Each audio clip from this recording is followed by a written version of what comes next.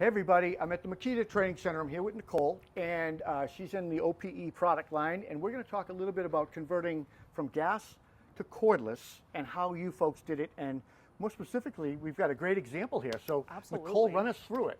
So just like you said, we're focusing on how do you take a truck or trailer and convert that from gas to battery powered equipment. And you'll see two different types of battery equipment. So the first one is going to be our 40 volt XGT batteries. So that's like a handheld slide style battery, really good for, again, handheld products like string trimmer, hedge trimmer. But we know that there's high demand products in situations like with a backpack blower or mower. So to be able to give you that full sized gas tank, that's where we have our Connect series like you see on the backpack blower That's here. the Connect. Connects, yeah. Connects, so we have the XGT over there, and then pivoting to Connects. You'll see it on the backpack blower here on our trailer, or we've got our full Connects lineup set over here.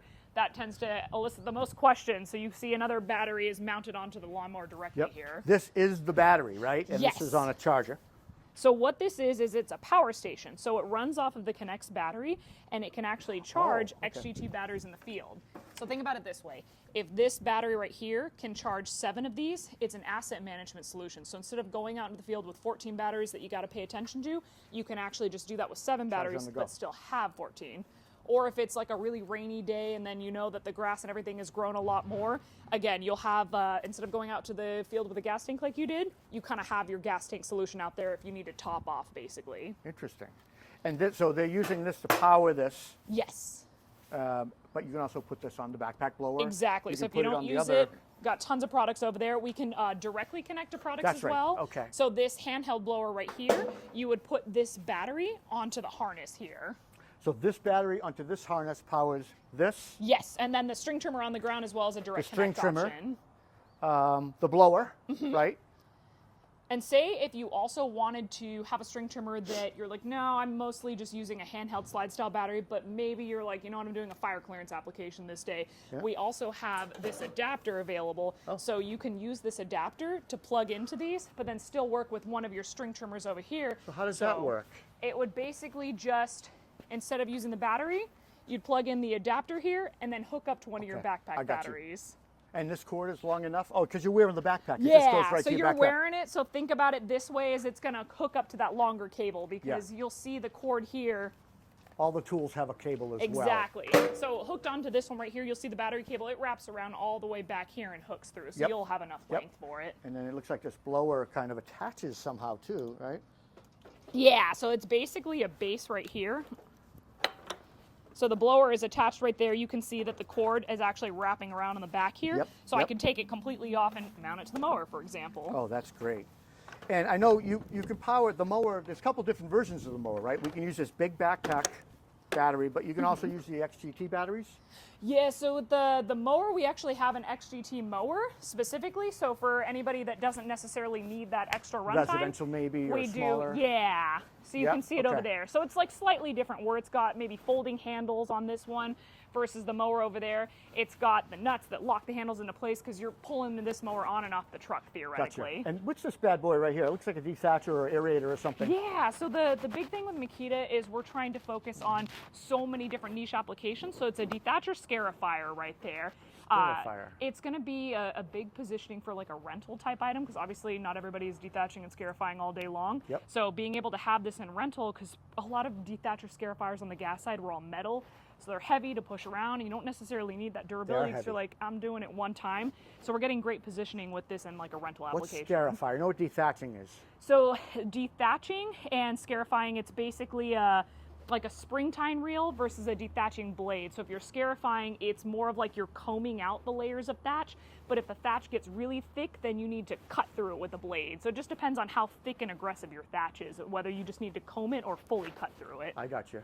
Okay. Now, Nicole, here's a question. You probably don't have the answer to this. You might. I'll do my best. All right, so this is a very cool setup.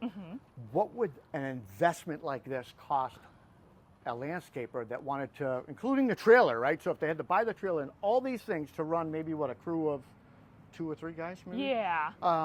What would that kind of investment look like to a landscaper? It all depends. I don't necessarily have a great answer for that because my first question is going to be, well, what are you cutting? Like how many string trimmers? But if we started out with like the core items of one string trimmer, and you basically have a lawnmower, a blower, and everything, and you only have like the select core items. Like we've seen everything from like a couple $1,000s all the way up to 10. It just really depends on the size of the fleet crew, and also how good are you at managing your runtime? Are you feathering the trigger and not needing as many batteries in the field? I was thinking probably 10 to 15, or depending on the trailer cost.